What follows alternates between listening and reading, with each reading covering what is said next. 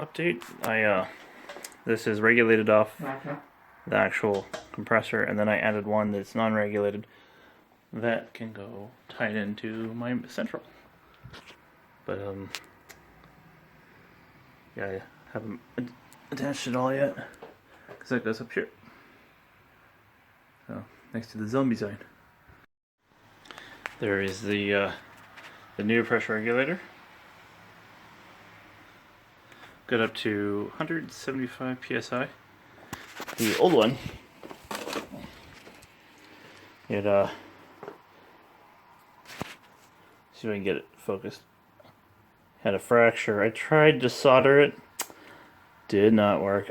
Meh. And they're actually pretty cheap on eBay. So, how to adjust the regulator? It's very careful with no cap on it, because obviously 235 volts would not be so fun. But to adjust the pressure regulator, the cutoff switch, it's this little screw here. The more tension on it, the more pressure. So it's easier to do this with a tripod, but I don't have a tripod. I don't want people to vomit because the camera's bouncing, but there you go. And of course, hearing protection because this little bastard's loud. So once it's low enough, it'll kick on. Obviously, being careful about the fan. I have it unplugged. There you go. I'll plug it back in and then see where it shuts off. And then if it's too low or it starts going too high, I have to unscrew counterclockwise. But if it's too low, what I'll do is I'll give it a half a turn. So here we go. It'll get loud. Well, once it trips.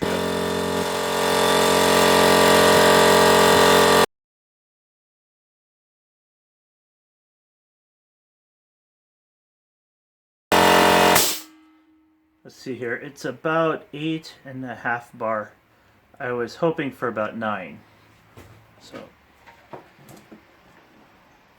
yeah, see, most of my tools operate about 40 psi for the small stuff, but the big stuff, like the impact, it works a lot better at 9. So I'll give it half a turn. Turn off the power while I work on this. So there you go.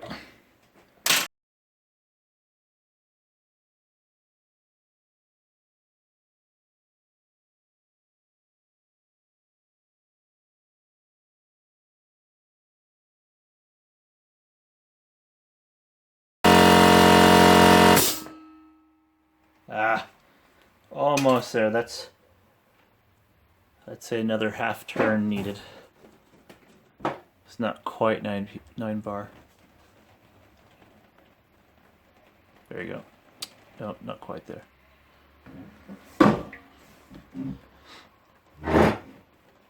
So this is better to underdo than overdo. We still have say 20 psi before we would start approaching the red and have danger to manifold. There you go. That should be pretty close.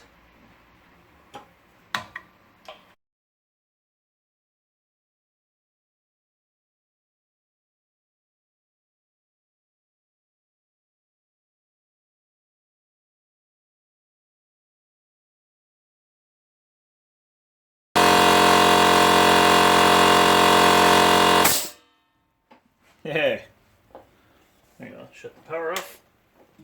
I would say, let's say that's pretty good on the pressure. I don't want to max it out, but I like to get as much as I can out of that. I do hear a small leak.